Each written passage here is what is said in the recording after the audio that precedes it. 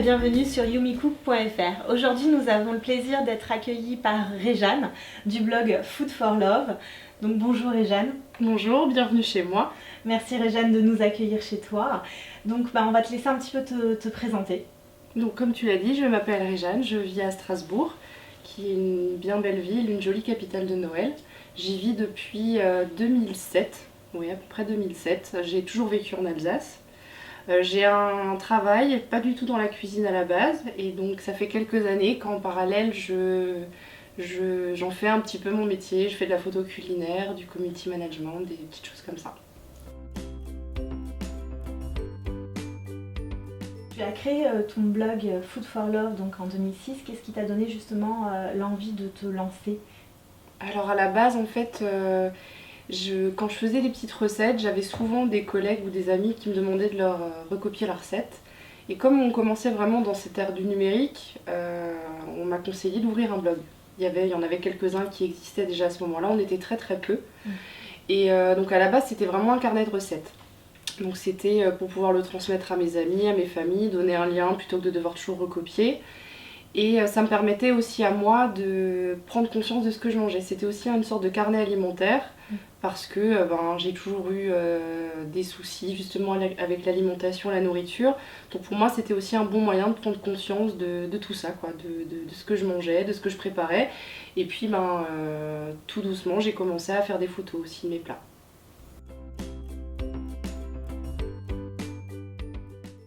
Donc depuis 2006, donc, tu as créé ton blog et on voit que ton blog justement n'a cessé d'évoluer donc à travers les années, justement d'où tu trouves ta inspiration et ton évolution au niveau des photos que tu prends. Alors à la base j'ai toujours beaucoup aimé les livres de cuisine, donc j'en achète, il n'y a plus de place maintenant ici dans cet appartement, les placards sont pleins. J'essaie un peu de me limiter, c'est vrai que j'essaie de m'offrir des livres justement où les photos me plaisent sans même avoir besoin de lire la recette. De me dire tiens j'aimerais bien refaire ça comme ça, ou moi je mettrais peut-être une autre épice ou ce genre de choses. Après c'est vrai que maintenant avec l'évolution des réseaux sociaux j'aime beaucoup tout ce qui est Instagram, Pinterest. Toujours le visuel voilà, en fait, l'image qui te donne envie de faire ce plat. C'est exactement ça, ouais. C'est vraiment beaucoup ça qui fait que ça va me donner des idées, l'envie de créer, des fois ça va être une présentation que tu vas trouver jolie. La mise en scène voilà, sur exactement, le plat. Voilà, exactement, ouais. Donc ta petite touche perso, c'est à chaque fin de recette, tu mets donc un titre de chanson. Est-ce que tu peux nous en dire un petit peu plus? Alors la musique c'est super important en fait pour moi. Avant d'être passionnée de cuisine et de photo, j'étais passionnée de musique. J'ai toujours fait du chant, du théâtre et ça a toujours été important. En fait j'ai tendance à me dire que chaque jour j'ai une chanson qui va représenter ma journée. Il y a l'humeur du moment, des fois je vais découvrir une chanson, je vais prendre mon appli Shazam et me dire oh tiens ça me plaît, qu'est-ce que c'est. Ça va parfois illustrer un moment où tu es avec des amis ou un moment en famille. Et donc du coup c'est vrai que c'est toujours cette petite chanson à la fin pour illustrer un peu mon humeur du jour en fait, mon humeur du jour où j'ai cuisiné cette recette là. C'est vraiment ta petite touche ouais. perso qu'on retrouve pas nulle part. Ça me plaît bien en fait justement d'avoir ça, ouais. Ça te différencie justement aussi, puis c'est vrai qu'on peut se la mettre aussi pendant qu'on fait le plat. Ouais, et puis souvent ça permet aussi beaucoup de découvrir des choses. Après j'écoute aussi vraiment plein de musiques différentes. J'ai fait du chant classique, donc je vais avoir des moments où je vais mettre je sais pas moi, du Mozart ou oui, t'as vraiment tout type de musique, tu t'arrêtes pas vraiment à un style donné. C'est un peu aussi comme toute la cuisine que tu fais et que tu proposes. Ça va donc de tout type de culture en plus. Après c'est aussi, il y a quelque chose de très personnel parce que des fois on va y avoir des chansons très tristes, des choses mélancoliques qui vont forcément retraduire le fait que on peut passer par des périodes difficiles. C'est aussi le reconnaître auprès du lecteur. Enfin voilà, il y a ce côté là de vouloir aussi mettre un sentiment. Je pense que j'essaie beaucoup de faire une cuisine affective en général. Un petit côté intimiste. Voilà, c'est ça. De mettre, et du coup, le fait je partage la recette et je partage aussi la bulle dans laquelle je suis au moment où je la réalise. Quel ingrédient détestes-tu? Lequel est ton préféré? Alors, j'aurais tendance, pour celui que j'aime le moins, j'aurais tendance à te citer le cumin. C'est une épice que j'affectionne pas particulièrement. Pourtant, j'aime beaucoup la cuisine orientale. C'est une cuisine que je trouve très réconfortante, très parfumée. Mais le cumin, c'est pas une épice que j'aime énormément. Ouais, que tu affectionnes Ah particulièrement. ouais. Après, dans ce que j'aime, en restant sur les épices, ma mère appelle ça ma marque de fabrique, c'est le paprika fumé.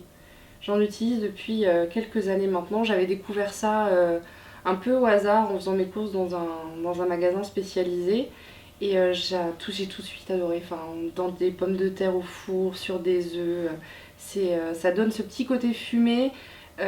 C'est vraiment bien par exemple pour quelqu'un qui est végétarien, qui peut pas se permettre de manger du chorizo, mais du coup ce paprika fumé va apporter toute la saveur. Ça te relève voilà, le plat. exactement, ouais. Enfin, j'ai tendance à en mettre un peu dans tout maintenant, dans mes chili con carne. Après j'aime beaucoup la cuisine du monde, donc automatiquement voilà. Automatiquement, c'est une épice quand même qui revient pas mal Ouais. dans tes préparations. Donc ouais, je pense que c'est vraiment mon ingrédient fétiche, ouais. C'est celui qui part le plus vite. Dans Voilà, ton ingrédient. ouais. Celui où tu peux pas manquer. Voilà. J'en ai toujours 2-3 pots d'avance en général.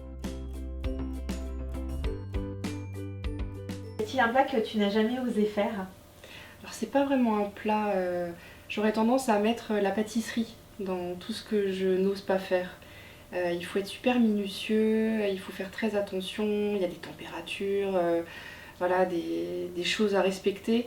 On peut se permettre beaucoup plus de choses sur le côté cuisine de tous les jours avec des épices, des herbes, que la pâtisserie permet pas. Donc, C'est très technique, donc voilà, quand c'est raté. Bah, sur la cuisine de tous les jours, c'est pareil, il y a des choses très techniques au final, même sur des choses très simples. Mais je trouve que l'enjeu est pas le même en fait. On arrive à rattraper beaucoup plus facilement un plat que la pâtisserie. On va démouler un truc et ça ressemble à rien. Et je pense Ça prend pas. voilà. Et je pense que je fais partie quand même des gens pour qui j'aime bien que ce soit joli. Il faut que ce soit bon, mais il faut aussi que ce soit beau. Je reste assez perfectionniste. Et du coup, je pense que la pâtisserie, ce serait beaucoup trop pour moi, à prendre sur moi limite. Il n'y a pas assez de marge de manœuvre. Je peux pas assez y aller en freestyle, voilà, en me faisant plaisir. Et du coup, c'est quelque chose dans lequel je me lance pas. Non. Raconte-nous ton pire cauchemar culinaire. Bah, mon pire cauchemar culinaire, forcément, c'est lié à de la pâtisserie, hein, Bah, normal. on y est. Voilà, on y Voilà. revient. En fait, j'avais rencontré un restaurateur qui tient une crêperie sur Strasbourg. On avait sympathisé et lui faisait son kouign-amann maison. Donc il m'avait proposé de venir un soir de semaine pour le faire avec lui pour apprendre. Donc forcément avec lui ça s'est super bien passé, je suis rentrée toute contente, donc je prépare ma pâte à pain, j'avais acheté mon beurre, mon sucre. À la base il faut pas grand chose, hein, ça paraît super simple. Et donc je commence en fait à replier mon beurre bien dans la pâte et je commence à étaler, sauf que forcément avec la chaleur, le beurre a commencé à sortir de tous les côtés, donc ça a commencé à s'emmêler avec la farine sur le rouleau. Tant bien que mal, j'ai essayé de refermer les bords. Au bout d'un moment, je me suis dit, c'est pas possible, ça va passer par la fenêtre. En fait, j'ai tout replié une bonne fois pour toutes. Je l'ai remis sur une plaque. Je l'ai mis au frigo pendant une demi-heure, une heure. Je pense que c'était surtout le temps de me calmer moi, en fait. Et j'ai réussi à le récupérer. J'ai pas fait un grand kouign-amann. J'ai le souvenir d'avoir fait des couignettes, des tout petits. voilà, comme chez l'Arnicole. Et en fait, c'était super bon. Mais j'en ai tellement souffert que je les ai jamais postés en fait. Voilà, donc ça a été vraiment un cauchemar. Je me souviens, il y avait du beurre partout, de la farine partout, le rouleau collait de partout. Et du coup, j'en ai jamais refait alors que je m'étais promis de réessayer et de pas rester là-dessus. Et en fait, j'ai jamais refait. Bon, maintenant je les achète tout fait. C'est plus simple voilà. aussi. Et c'est très bon aussi.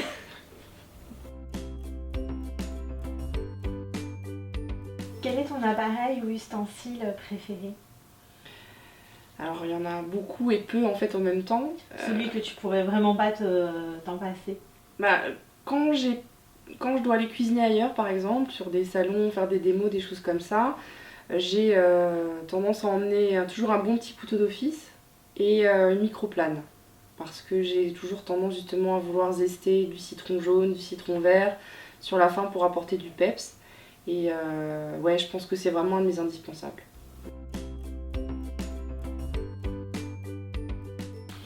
Donc quel est le plat le plus original ou étrange que tu aies jamais mangé? Je crois que j'ai jamais été très surprise par un plat où j'ai pas eu l'occasion de beaucoup voyager, donc j'ai pas pu découvrir des saveurs totalement inconnues. Je suis pas très attirée par la cuisine moléculaire où normalement tu es censé découvrir justement des saveurs, des concentrés sous des formes auxquelles tu t'attends pas du tout. Non, j'ai jamais été vraiment très surprise, à part peut-être par une recette d'un chef en Alsace, Thierry Schwartz, qui réalise un œuf dans l'œuf à la truffe. Donc je suis incapable de t'expliquer exactement comment c'est fait. De toute manière, je pense que c'est un de ses secrets bien à lui. Mais tu découvres un jaune d'œuf coulant à l'intérieur et donc on te met des fines lamelles de truffe noire sur le dessus. Et c'est vraiment, vraiment délicieux. Je pense, rien que quand tu en parles, ça donne envie Ça de fait manger. rêver, ouais, non, carrément. Ça valait vraiment le coup. Après, c'est vrai que j'espère encore pouvoir découvrir plein de nouvelles choses et peut-être de nouvelles saveurs dans d'autres pays. Ça me ferait plaisir. Ouais. Si je devais essayer une seule de tes recettes sur ton blog, laquelle me conseillerais-tu? Un brunch. Obligé, un brunch. C'est un truc que je réalise presque tous les dimanches maintenant, enfin quand je suis là, quand j'ai l'occasion de le faire. Mais que j'ai des amis ou que je sois seule ou de la famille, automatiquement je crois que des brunchs, je pourrais en manger tout le temps. En fait, je pourrais me lever à 6h et manger un brunch, manger ça le soir. Et je crois dans ma famille, on a toujours été des grands amateurs d'œufs. Ma mère a toujours aimé faire les œufs au plat, on a toujours aimé les œufs qui coulent, donc les œufs mollets, c'est un truc...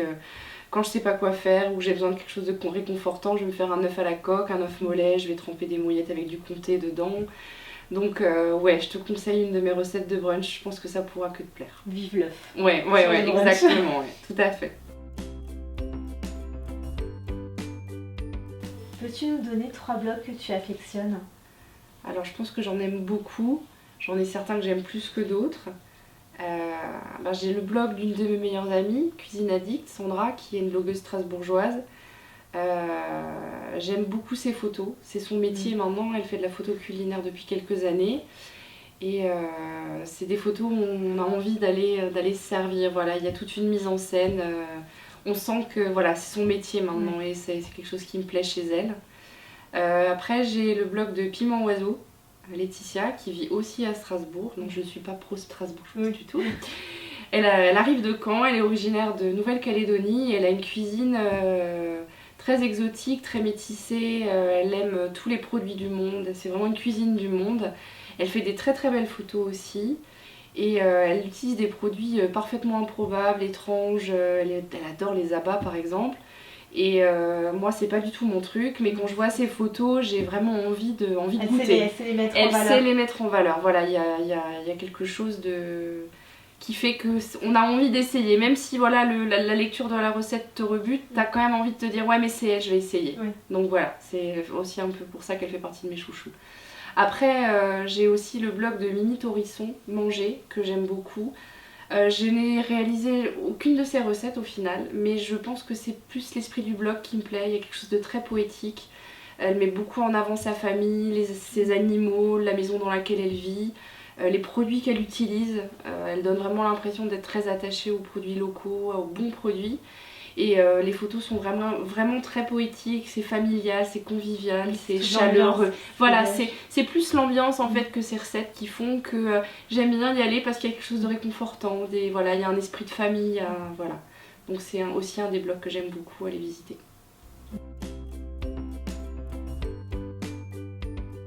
Quelle est la meilleure chose que ton blog t'a apporté? Ça m'a apporté beaucoup de choses, je pense 2 spécifiquement. Il y a déjà cette notion de partage, ça m'a permis de rencontrer beaucoup de gens, de constituer un réseau très très important. Et le terme réseau est pas joli en fait là au milieu parce qu'il y a quelque chose de très affectif dans toutes les rencontres que j'ai pu faire, les échanges sur les salons, rencontrer des gens, des gens qui gèrent des sociétés, des artisans, des gens passionnés en fait, il y a toujours beaucoup de passion. Et c'est vraiment quelque chose de super riche d'avoir tout ça.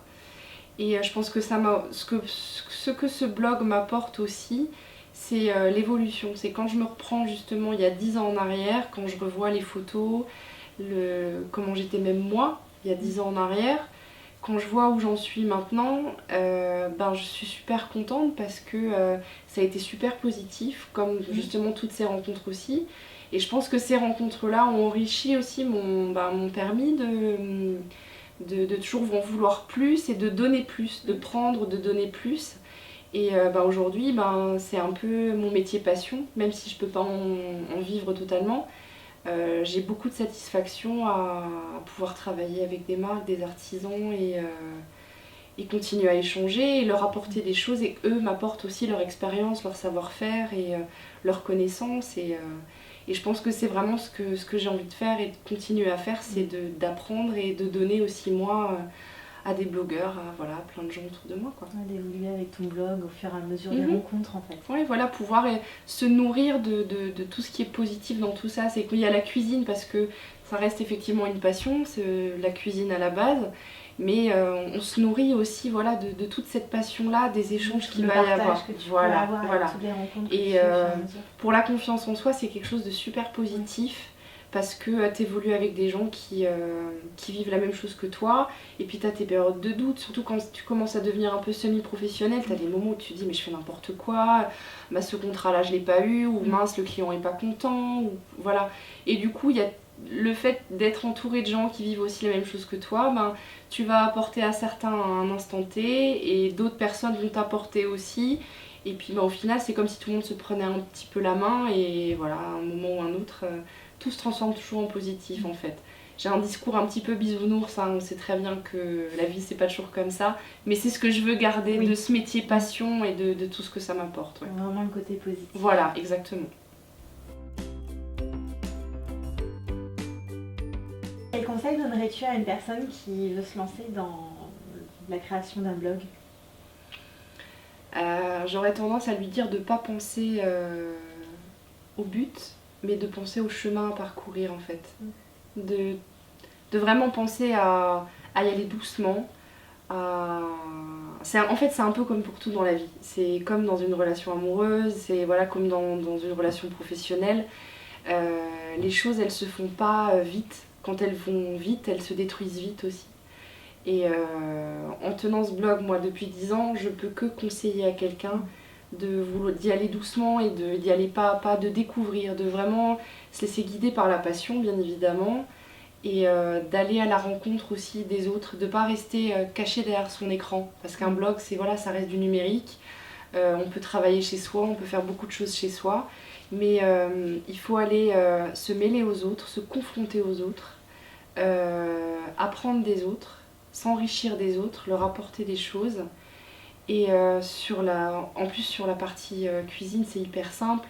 Tu peux rencontrer des gens qui fabriquent, qui produisent. Et c'est ça aussi qui va faire que tu vas pouvoir te permettre un jour de te dire oui, j'ai un minimum d'expertise, je peux véhiculer, j'ai le droit d'être influent aujourd'hui, parce que tu as découvert plein de choses, tu as pu te faire ta propre opinion. Même si tu as appris à cuisiner sur des tutos YouTube et que tu n'as pas un CAP de cuisine ou un CAP de pâtisserie, il y a malgré tout cette richesse de découverte, et au final ça peut quand même être un peu de l'expertise, et je pense qu'il faut vraiment faire vraiment se lancer sur un chemin et pas penser à où est-ce que je vais arriver, mais de se dire chouette, j'ai plein de choses à voir. Ouais. Et pour finir cette interview, quelle serait ta chanson ? Je sens ton... Une petite angoisse. Oui, non, pas ton angoisse, mais non. Je sens que tu as très envie de savoir. Très. Je pense que la chanson qui résume c'est pas mon univers, mais on va dire la bulle dans laquelle j'aime baigner, c'est To Build a Home de The Cinematic Orchestra. Je sais pas si tu connais cette chanson. Là comme ça, pas de... Elle a été utilisée dans un film de Walt Disney sur l'envol des flamants roses. Il y a un dessin animé qui a été réalisé, un film qui a été réalisé sur les migrations des flamants roses. Et The Cinematic Orchestra a réalisé la musique en fait de ce métrage. Et c'est un peu ce que j'expliquais pour le blog de Mimi Torisson. Il y a quelque chose de très poétique en fait. C'est très doux. Il y a ce côté un peu dufteux dans la musique. Et c'est très optimiste.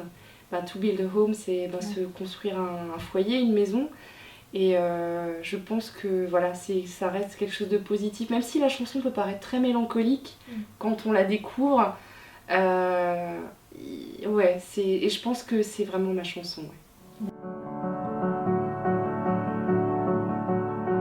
Maintenant, on va vous laisser, donc on va déguster une spécialité alsacienne. Ce sont des Manelle.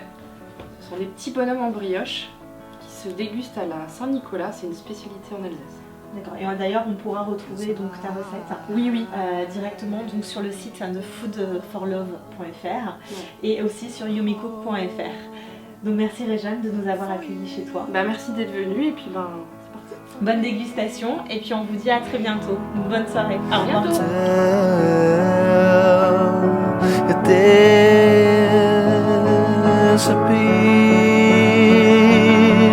From me, from you, and now it's time to leave.